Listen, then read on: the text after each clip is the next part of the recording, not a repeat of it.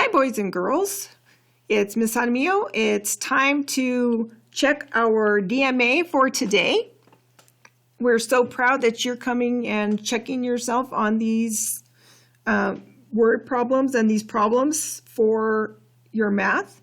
Please continue to do so because it will only help you improve on your learning for your standards on third grade. So let's get started. So the first problem says round each number to the nearest 100, then add. So you'll notice a key word here. The key word is about. We continue to see this word to tell us that we do not want an exact amount. We want a rounded or approximate amount. So we are rounding each number to the nearest 100. Now, if you need to, you can always use your multiples of 10 chart to help you with rounding to the nearest 100. So let's take a look at 264. We see that we're rounding to the closest 100, so I'm just going to underline that for myself to remind myself I'm rounding to the nearest 100.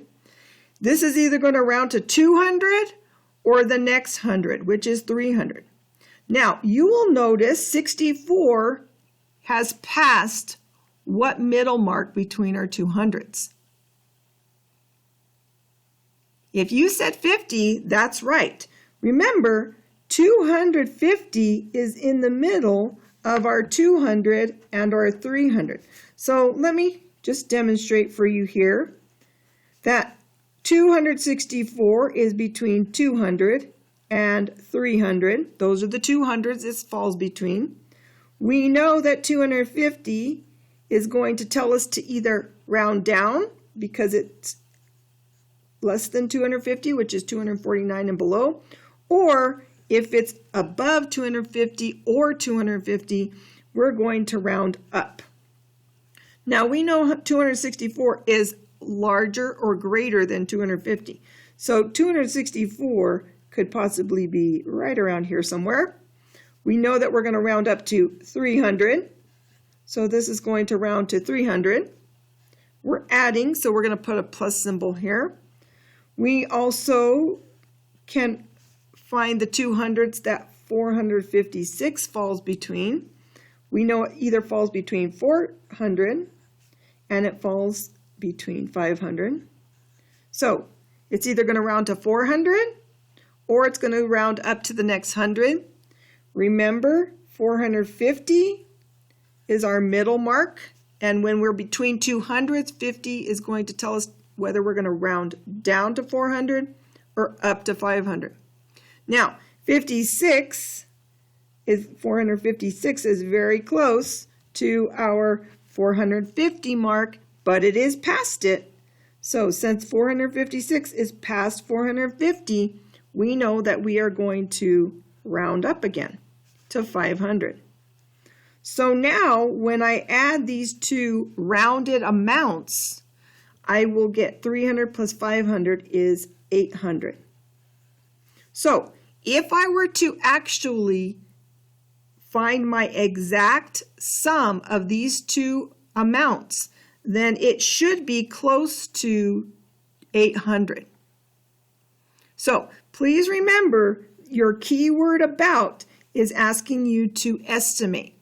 And in this case, in third grade, we use rounding to estimate.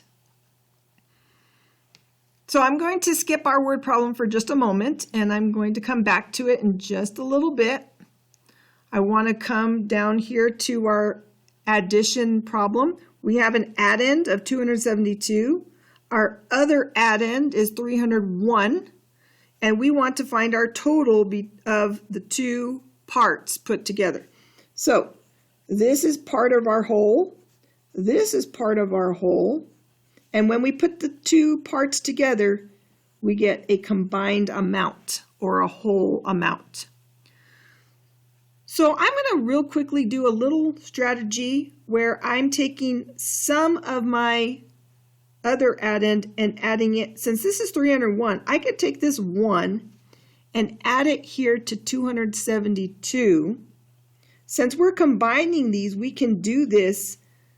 We cannot do it with subtraction though, because then we change our whole. and that's not something that we can do when we're subtracting. But since we're combining these two amounts, it doesn't matter how we add them together. It's just to see if we're going to get the same sum when we put them together to make the whole. So if I take 300s and add them to my 200s here, that would give me 500. I'm not adding anything to my 10s for 70, and I'm not adding anything to my 1s for 3. So I get 573. So that's just one strategy. Another strategy is I could take apart my place values and add them together. And I know that my 70 is not being added to any, I'm not adding any more 10s to my 70. And I'm adding one more 1 to my 1's place here, which makes 3. Together, I put that back together, and it makes 573. If I were to use my algorithm, it should be combined, and I could do either one of these, because remember, it does not matter how you in what order you combine these amounts. As long as you're adding, the order is not going to affect whether you have the largest number on top or the smallest number on the bottom, because we're combining them to make a whole amount. So 2 plus 1 gives me 3 1s. 70 plus no more 10s gives me 70. And 300s plus 200s gives me 500s. So again, I ended up with 573 in each one of these strategies. Let's go back to our word problem here. The first word problem that we have says Delinda has 95 pencils. So to me, this sounds like a whole amount of pencils. If 33 are blue, 41 are red, and 21 are green, how many pencils are red or green? So based on this question, it sounds like they're just wanting the red or green pencils. And really, the blue has nothing to do with what we're trying to find. So since I underlined my important information, now I want to think about what the question is asking me and what I'm going to be using out of my problem. So red and green pencils, or red or green pencils. So 41 red and 21 are green. The rest of the information is not important because they're not asking us to find a missing part of the total pencils here. So we want just red or green. So we will have, or Delinda will have, I guess I should say she here to make it more appropriate to the word problem. She will have blank red or green pencils because, and then we need to think about what we're going to do. So in this case, this is a very basic problem. You're adding your 41 red pencils to your 21 green pencils to get red or green pencils. So if I take my 40 and my 20, that gives me 60, and my 1 and my 1 gives me 2. So I have 62 red or green pencils, because if I combine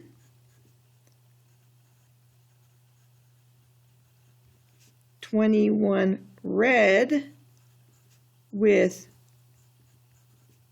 41 green pencils, I get 62 red or green pencils.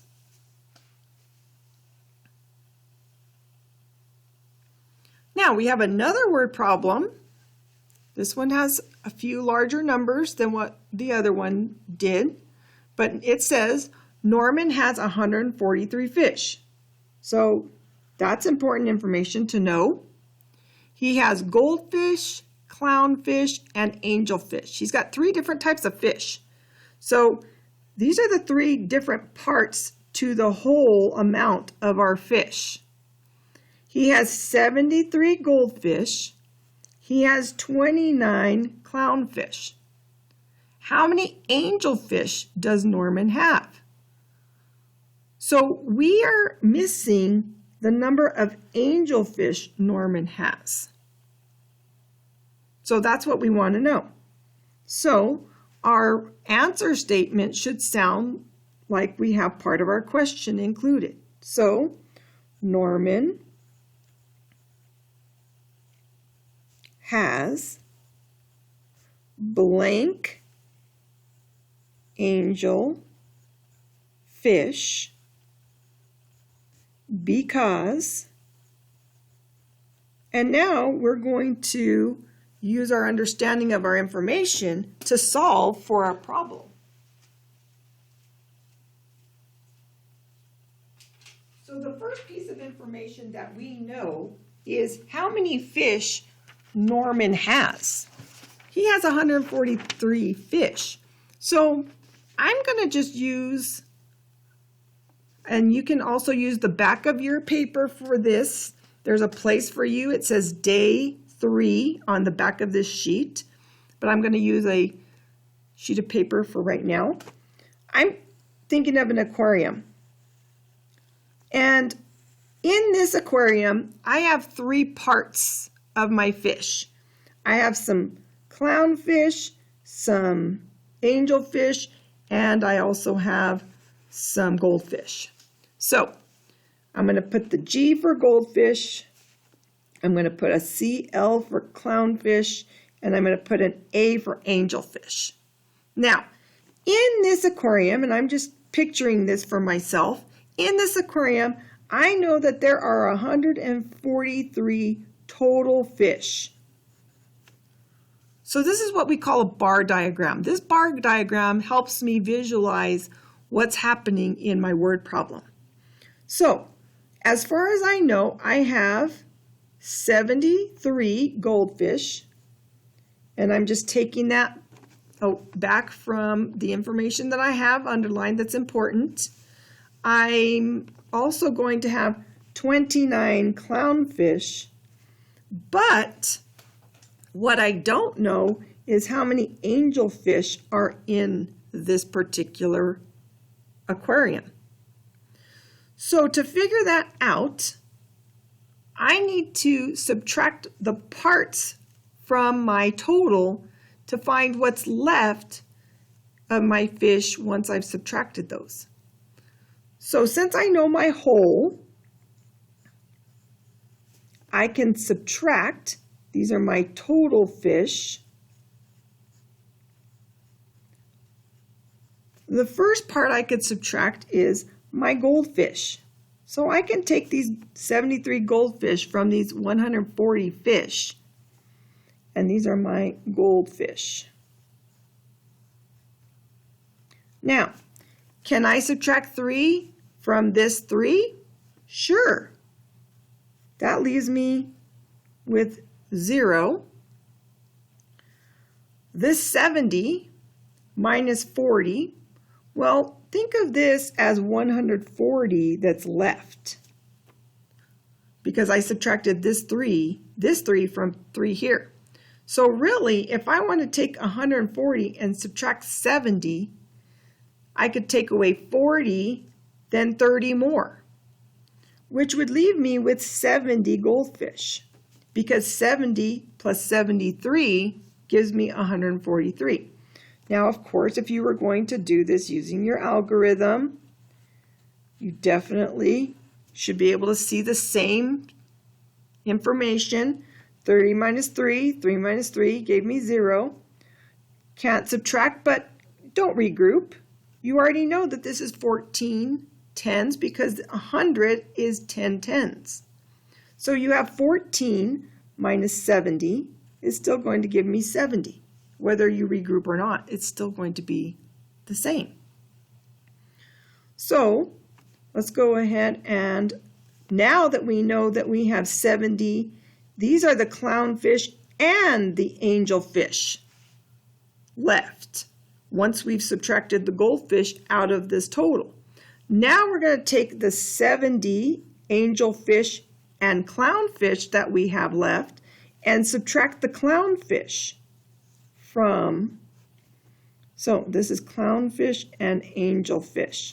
And we're going to subtract these 29 clownfish out of the 70. To tell us what's going to be left is our angelfish. And it's always good to know what your what it is that's being added or subtracted in your problems by just simple label. Simple label can really help your understanding. So let's just say, for example, if I were to over subtract, I could subtract 30 and then add 1 back in after that. Just because 30 is a very easy number to subtract from 70 mentally in our heads. So if I subtract 30 and I over subtract 1, 70 minus 30 would give me 40. But remember, I over subtracted, so I need to add 1 more back in, and that gives me 41. I can always check my subtraction by adding. So 1 plus 9 is 10, and 40 plus 20 is 60, and so that 10 plus that 60 gives me 70. Again, I could do the same thing here using my algorithm. I know that I need to borrow. That means I can subtract. That leaves me with 1, and 60 minus 20 gives me 40. There's my 41 angelfish. Now, I can look back here at my diagram and say, oh, I have 41 angelfish. Now, if I were to add these 3 parts back together to check my answer, you should come up with 143 angelfish when you go back and check. So I'm going to also show you another strategy that you could have done. You could have also added the angelfish and the goldfish, the goldfish and the clownfish together. So goldfish plus clownfish. And then once you added these 2 parts together,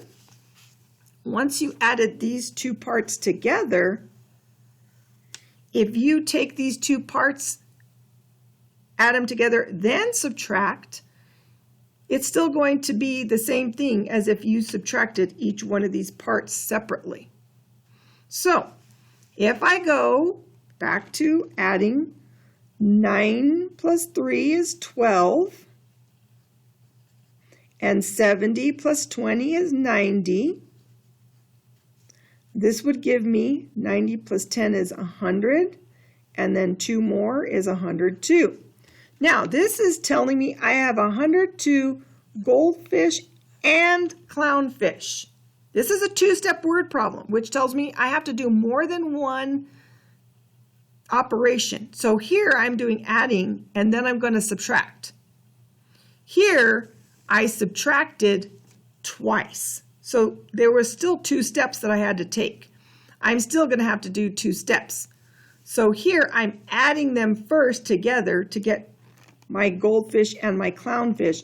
Now I'm going to take my 143 total fish and subtract 102 from that. So if I subtract my goldfish and clownfish from my total, this should give me what's left, which are my angelfish.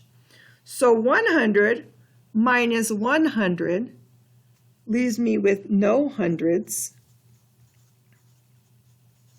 but we don't start numbers with 0. So we're just going to know that that's no hundreds. My 40 minus no tens is going to give me 40.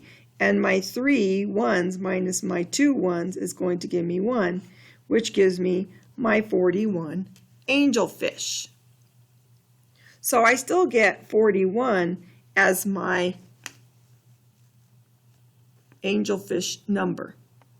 So these are my angelfish. So 2 different ways that you could have solved this 2-step word problem. And so now we can go back to our sentence here and we could say 41 angelfish. So Norman has 41 angelfish because and now remember, it's going to depend on how you answer or explain your answer based on how you solve this problem. So if you solve the problem like this, you would explain it based on what you did here. You could say I had a total of 143 fish. I subtracted 73 goldfish. Then I subtracted my 70 clownfish and angelfish minus my clownfish, which gives me my leftover angelfish of 41. So please keep continuing to learn and practice your explaining of your work. It's very important to be able to explain your thinking. So if you did your if you did your problem like this, you would explain you added your parts together, which is your 73 and 29 goldfish and clownfish, then subtracted the 102 goldfish and clownfish from the 143 total fish. So 2-step word problems take a lot of practice, and so continue to show your work. Bar diagrams are also helpful in helping you understand how to view your word problems. So come back tomorrow for day 4 of week 7 DMA, and have a wonderful afternoon.